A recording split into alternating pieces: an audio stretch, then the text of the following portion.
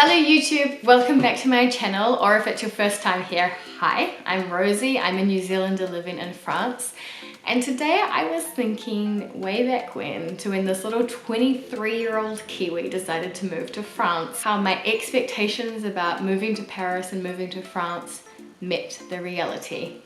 At the time when I had moved here, I had never been to mainland Europe. I had never been to a country that didn't speak English as its main language. I was so naive. I had a very particular image of Paris built up in my mind, and today we'll talk through whether or not I found that to be true. So, cue intro.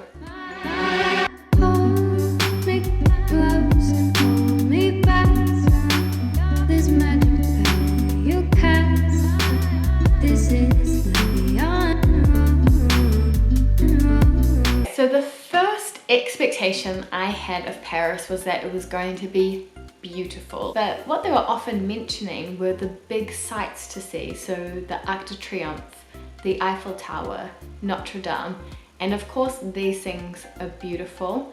But what I think is totally underrated is just walking around Paris, just soaking it all in.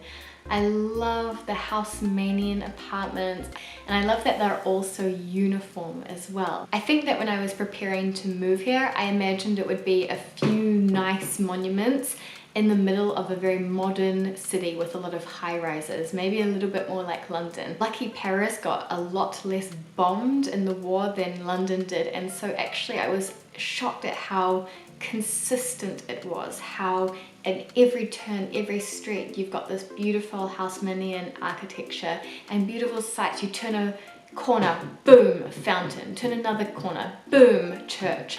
Of course, at the moment, I'm talking about Paris city centre, and certain suburbs and certain areas. There's definitely the dodgy and dirty parts, just like any big city. But in general, I find Paris extremely beautiful. And you get to a point where you've got the bridges and the Eiffel Tower, and you can see the Petit Palais, and you can see Musée d'Orsay behind you. And you just have a visual orgasm. There's no better way to describe it. And being from such a new and modern country like New Zealand, I just get overwhelmed at how much history there is. Imagine all the people that loved and lived and fought and died on those streets. And when you look at the Notre Dame, a building that took 200 years to build, I mean, how did they do it with their bare hands? They didn't have power drills, they didn't have modern scaffolding. It was just people dedicating their lives building these kinds of buildings of the city. And it just makes me really appreciate living here. And this was an expectation that was definitely fulfilled. The second thing that I had in mind about moving to Paris was that it was going to be a very dirty and smelly city. Okay, so it depends on your reference point, of course. I'm from a very clean, green kind of country, and so my reference point is very clean, and so I would give this expectation a big true.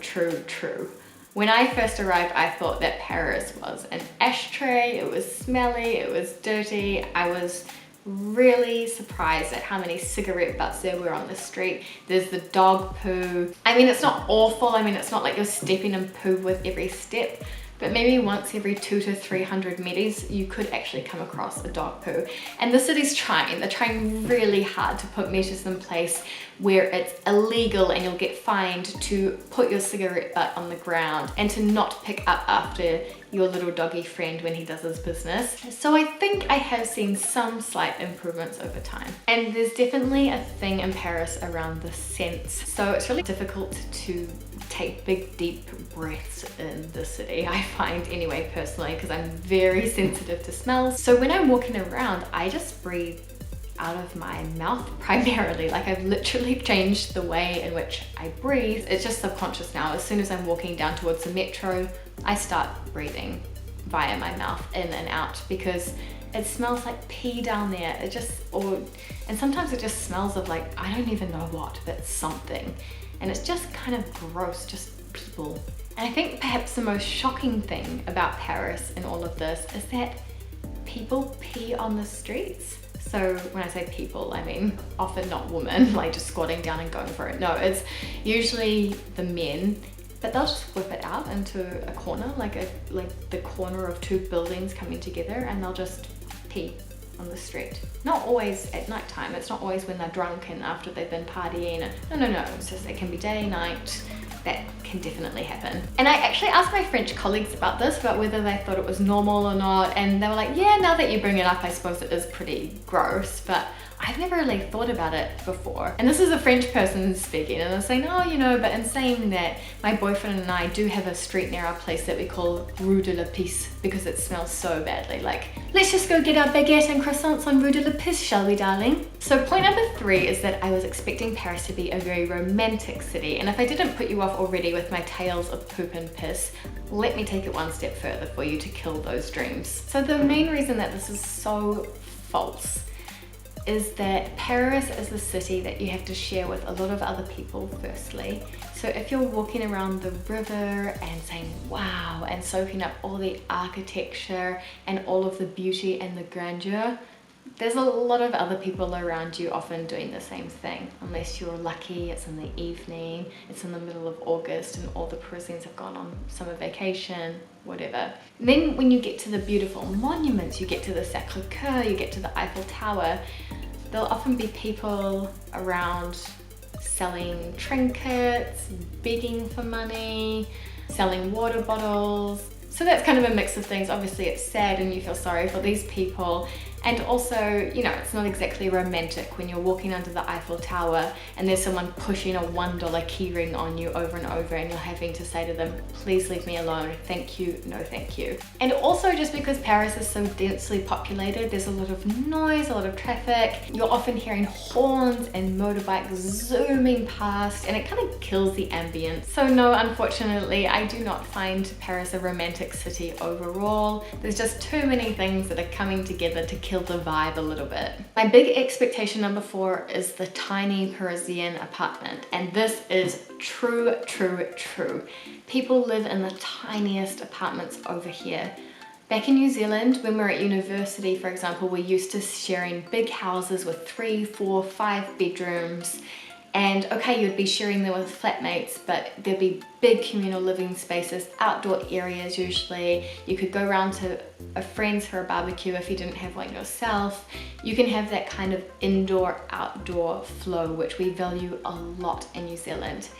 And they're starting to build more and more apartment buildings now in Auckland. That's not really a way of life that we are used to. We're often just living in houses or flats. We really don't live in small high-rise apartments.